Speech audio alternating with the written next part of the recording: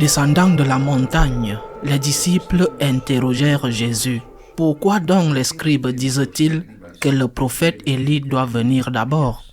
Jésus leur répondit, « Élie va venir pour remettre toutes choses à sa place.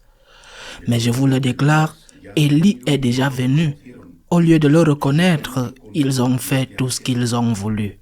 Et de même, le Fils de l'homme va souffrir par eux. » Alors les disciples comprirent qu'il leur parlait de Jean le Baptiste. Acclamons la parole de Dieu. Je me souviens, à une occasion, un jeune homme était dans cette phase de l'adolescence où il remet tout en question. Et surtout, il remet tout le monde en question. Il remettait aussi en question la foi qu'il avait reçue de ses parents, une bonne famille catholique. Et il m'a dit, si je voyais un miracle, si j'en étais témoin, si je suis sûr que cela se soit produit, alors oui, j'aurais la foi. En effet, comme le dit Jésus dans l'évangile d'aujourd'hui, les miracles ne produisent généralement pas la foi. C'est plutôt la foi qui provoque, produit et permet l'existence des miracles. Jean-Baptiste est venu.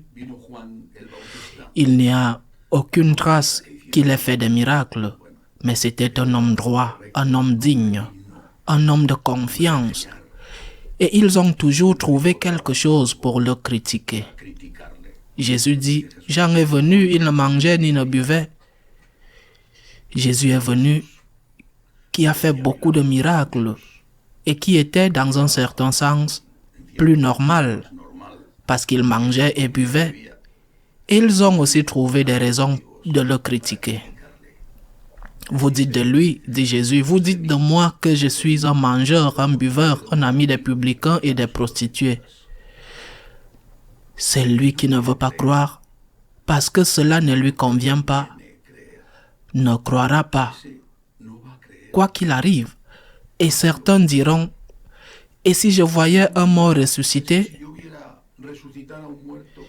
Et ceux qui ont vu le fils de la veuve ressuscité à Naïn? Et ceux qui ont vu Lazare ressuscité? Ceux qui ont vu Jésus-Christ ressuscité?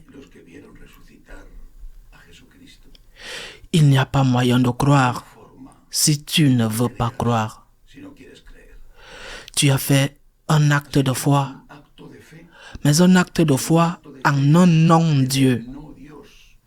Tu as décidé de croire de toutes tes forces que Dieu n'existe pas, ou que Jésus-Christ n'est pas Dieu. Pourquoi?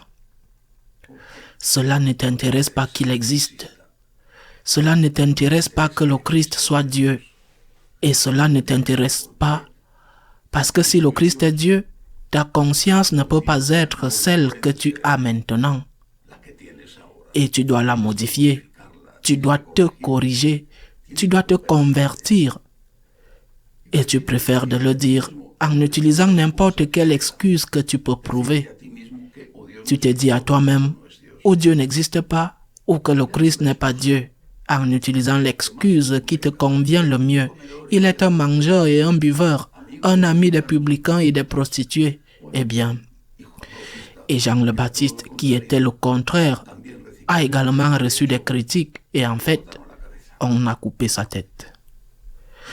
C'est la foi qui prépare la voie au miracle, non pas la foi dans les absurdités, dans les impossibilités, mais la foi que l'amour de Dieu existe, est possible et est plus fort que toute autre puissance au monde.